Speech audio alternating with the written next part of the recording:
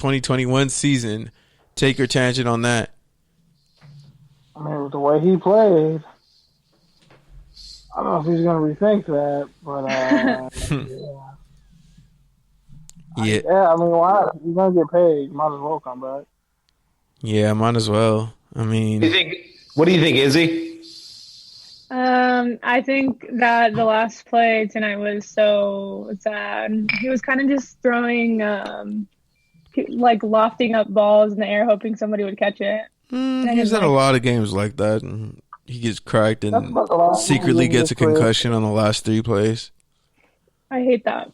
I like when teams will like build a slot for the quarterback to run through, or they'll like make I think like Patrick Mahomes is really good at making quick short passes, and I thought it was more fun to watch that than Big Ben. But I love Pittsburgh, so what are you gonna do? Is Pittsburgh secretly like a toxic atmosphere? Like, do they just enable their players? I think they do. I think Tomlin really does that. I think he enables them to get their potential out with all their drama on the low, though. I mean, the thing is, though, Big Ben has had a lot of drama over the years. That's what I'm saying. It's like I have a tremendous, besides the off-field stuff, I have respect for Big Ben just because of how he plays the game, very physical. He's somewhat of a tough guy. He hangs in there. He's just mobile enough. Like he's a quarterback you can win with, and that's proven. But at the same time, it's also like, bro, I don't want to see this big ass dude running around taking these hits anymore. Like, bro, you got a Super Bowl ring. You play at the highest level. You've got Pro Bowls. You got O Pros. Like, especially if the Pittsburgh, can't figure out their running game. Their O-line's been so-so, just making it do for, like damn near 4 or 5 years. And then, you lose Juju, don't replace him, and these young receivers don't take that next step that, Pittsburgh Steelers receivers sometimes make the next step. Sometimes they don't. You never know. They have a way of finding receivers, but sometimes they flame out too.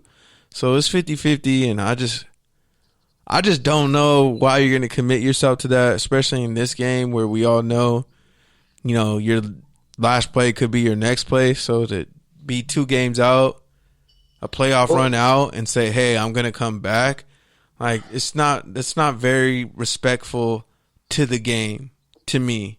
And I think, if that were a Raider great, I wouldn't want to see that.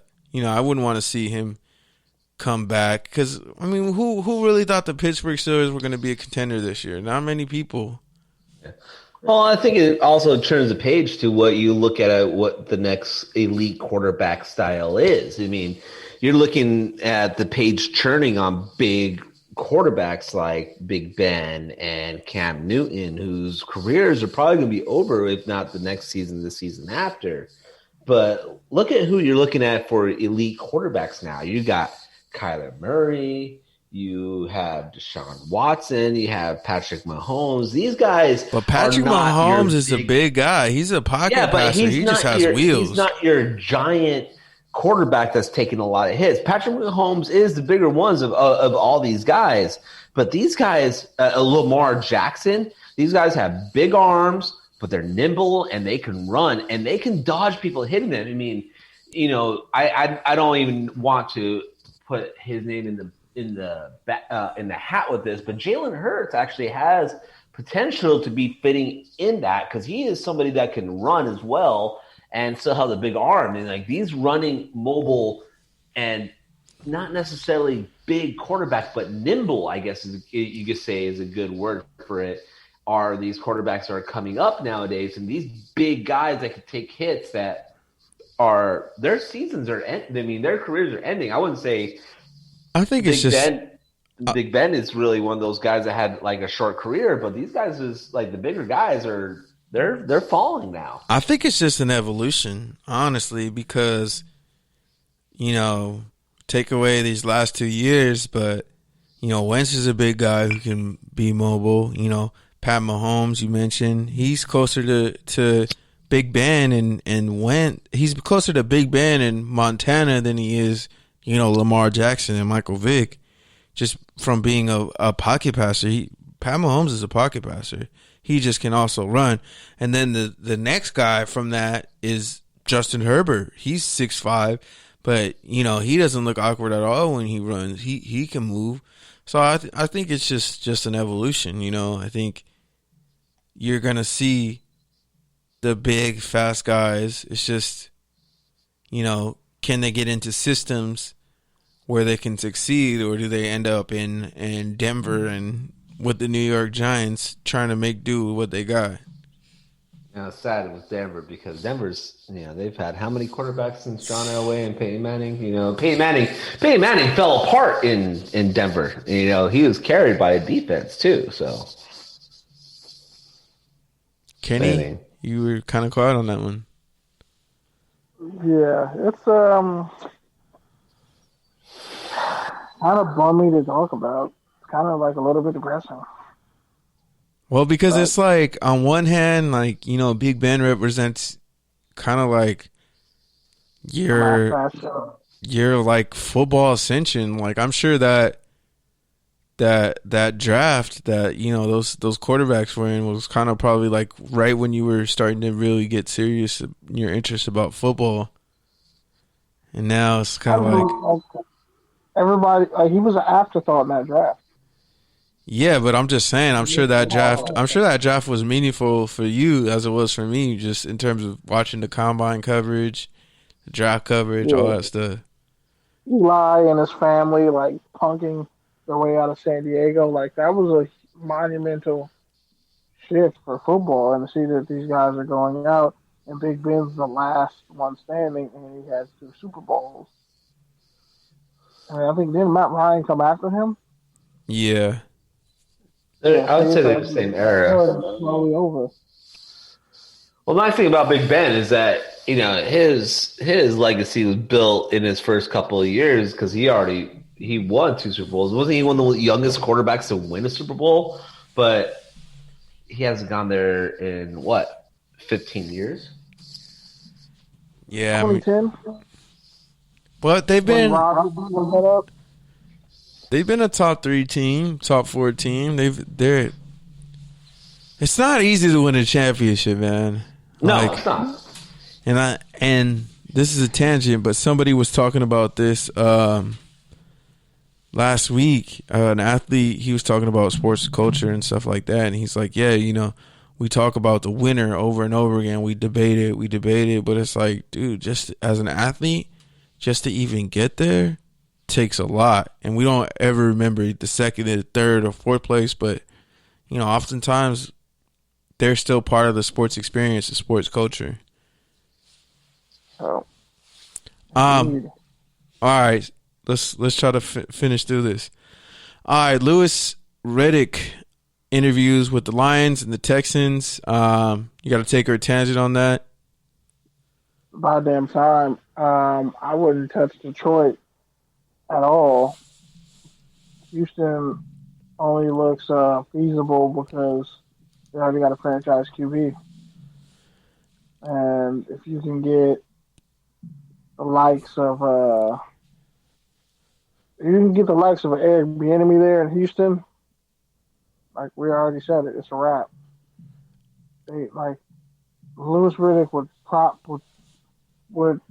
purge that he purged that organization the way it needed to be purged. I think it would work out for the best.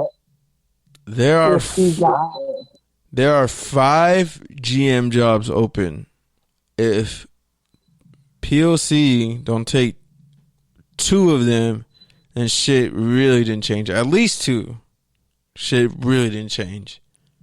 Especially from a defensive or from a GM standpoint. And I'm not even just talking, Black Lives Matter and, the social uprising that happened across the country. I'm talking about the NFL put in specific rules to help feed the diversity pipeline But if we're still getting shut out of 5 jobs, 5, jobs that are basically the second or third command in the entire organization, then all this talk about DEI really, really doesn't fucking matter.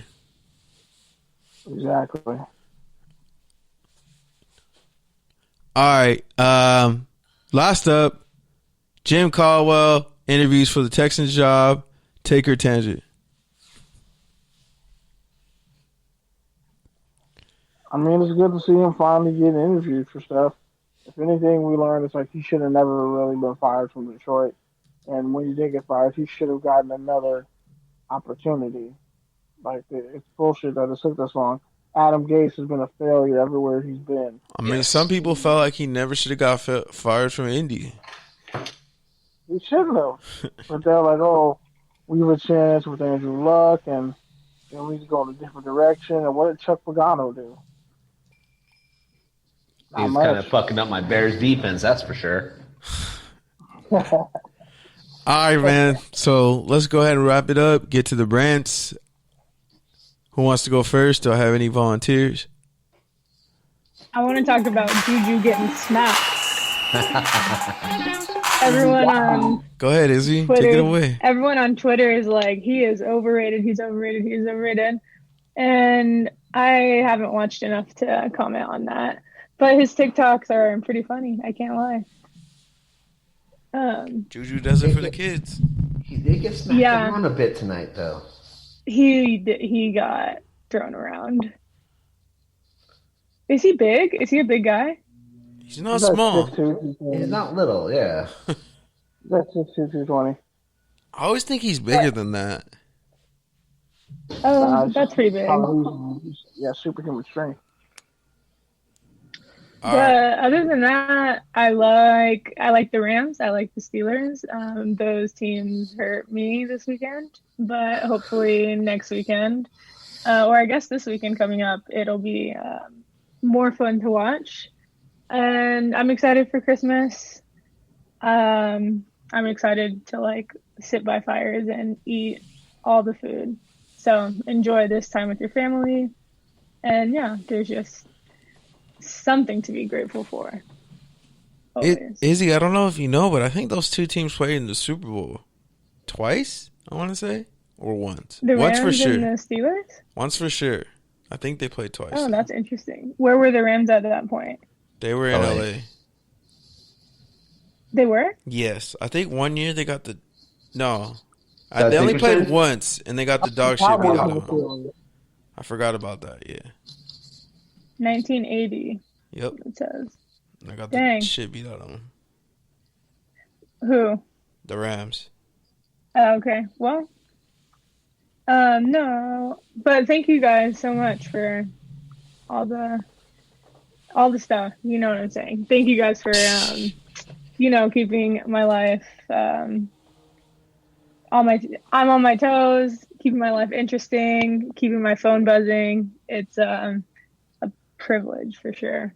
I'm glad everyone's feeling well, right? Yeah. Yes. So we should be back in studio pretty soon. But yeah, Thank God.